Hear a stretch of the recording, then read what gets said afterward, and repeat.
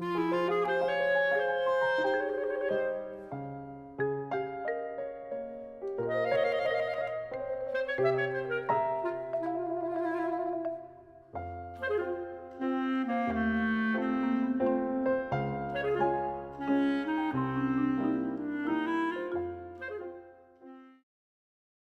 remember one time I came home from junior high school. We called it junior high, middle school. And I had a huge wad of gum in my mouth. And my mother said to me, "Well, did you enjoy your cigarette?" And I said, "What?" And she said, I asked if you enjoy. I said, "How'd you know?" We had all of us that I hung around with went up and we had one cigarette among all of us, and it was horrible. And I don't smoke or drink now, but never have, except that one time. And my mother knew it. It was like, whoa! And my dad worked a lot, but my mom still would say, "You better behave yourself or I'm going to tell your dad." And my dad was not a mean bone in his body, but he would talk to me. And my mother would get the spoon out of the drawer and chase me around with a wooden spoon. So we had a great relationship, great. Really interesting. I was young, real young. But I remember air raid sirens going off, and we would practice what we would do. We had black shades that we had to pull down so no light would filter out or turn our lights out. And you would see people on top of the apartment buildings, and they were air raid wardens is what they were called. And then you would hear the siren go off, and you could open up the blinds and what have you. But I remember my dad bringing home nylons from my mother, which were rationed, sugar, and butter was in like a baggie, and it had a little pill in it, and you squeeze the pill. It was a lard, pretty much. Squeeze the pill, which made it color yellow, and you'd squeeze it, and that was your butter. We didn't have butter, I mean, we weren't poor. I mean, we weren't rich, but I mean, that you look at it, you say, "Man, you must have been poor." No, it was part of the war. We took the bumpers off our cars and traded them in, not traded them, but gave them as scrap for weapons or whatever. And so you'd ride around with a piece of wood for a bumper. And our headlights were half black, top part, and then the bottom, in case anything happened. Yeah, that was, really interesting.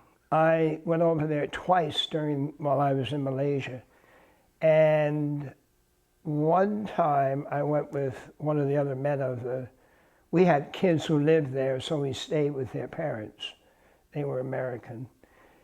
But they put us in a little house or something, and they said, "Now tonight we're expecting to be mortared, bombs. And if that happens, you'll hear them coming.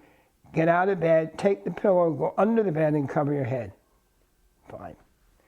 So sure enough, we hear the mortars. So I said to the other guy, "Ed, there's mortars coming. Come on, let's go under." He said, "Wait, I want to get this on my recorder." I said, "No, no, no, no, no." And he wore contacts. "Where are my contacts?" I said, "Ed, under the bed." Meanwhile, they're exploding around us. And finally, he turns a light on. I said, "Ed, no, we're not going to get back to Malaysia." And but we did, and we got under the bed. The next morning, we went out to see what happened. And in town, there was a hole the size of this room in the ground, big hole where the mortars had hit. And they had just put a little, like a yellow ribbon around it. People were going around like, did something happen last night? It was nothing to them. They were so used to it. And we found people who were injured, and so we went to talk with them and all. But pretty wild. I went to 2 years of school, and I didn't want to continue in that venue. And I didn't know what to do. So I went to the Board of Education, and I knew the secretary, and I said, I need a job. And she said, well, go see the superintendent. I walked in. It was my ex-physics teacher in high school. He said, Duell, what are you doing here? And I said, I need a job. And he said, really? In what? And I told him. He said, go up to the high school, one of the high schools.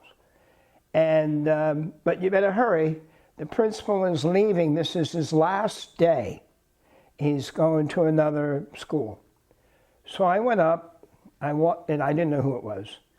He did, but he didn't tell me. And I walked in.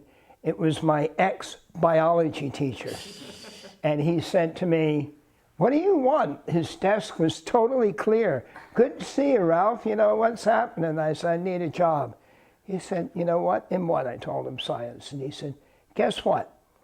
I have a job for you. I'll do it. Took out paper and wrote, the directives. I taught biology and AP Bio my first year. And he gave me master's salary because I had 2 years of grad school. And I made a big salary of $5,000 a year. And I went in, and I knew it was sink or swim, and I went in and became a science teacher. And art, you know, what I wanted to do when I was in high school, you know how your counselor calls you in and says, what do you want to be? And they write it down. And I said, I want to be an artist. And she was an older woman, and she looked at me, and this was the age of Sputnik and all. She says, oh, no. She said, artists are funny people. Do you like science? I said, yeah. And she said, good, you're a scientist. And I thought, okay, you know, you didn't argue with adults back then. You took their word.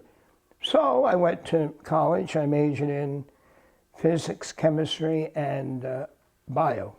We had something called a composite science, and I lived in the lab. And so I got my degree and went on, got a master's, and I said, you know what? I was old. I'm going back to school and do what I want to do, what I originally said. Maybe I'm not an artist. And I went back and got a master's in art. And but I never taught art until I came here. I just love it. I really do. People keep asking, you know, this is what, my 50th year?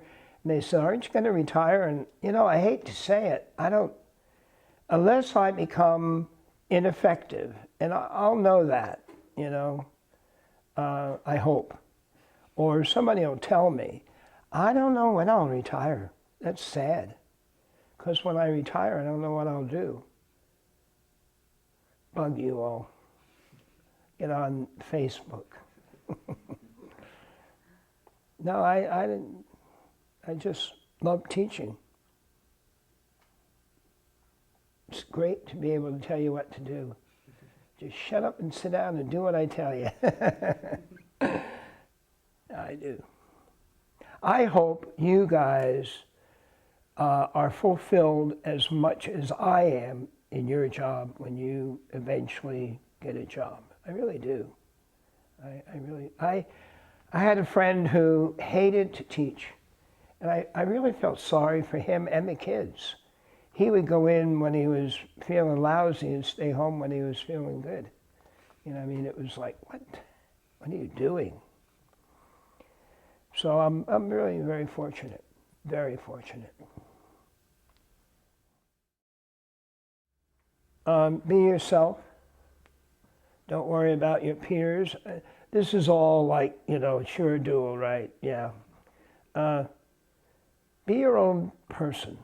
You know, don't worry about, because, you know, as much as you say it, when you leave here, you'll lose a lot of your contacts. Now, remember I told you I had 10 guys that hung around, 10 girls? All of us that are left, and 3 of us that died, get together once a year, even now. And we have high school reunions in addition to that. So,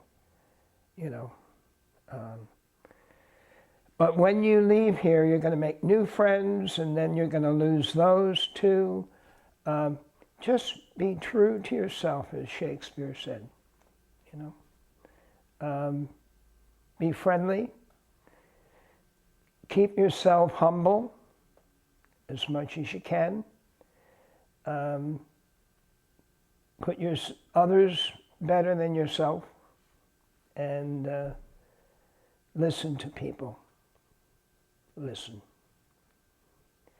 And remember, you don't have any problems. There's people worse off than you. So, love your mom and dad. Thank them once in a while, even now. Say, Mom and Dad, I really love you and I appreciate you.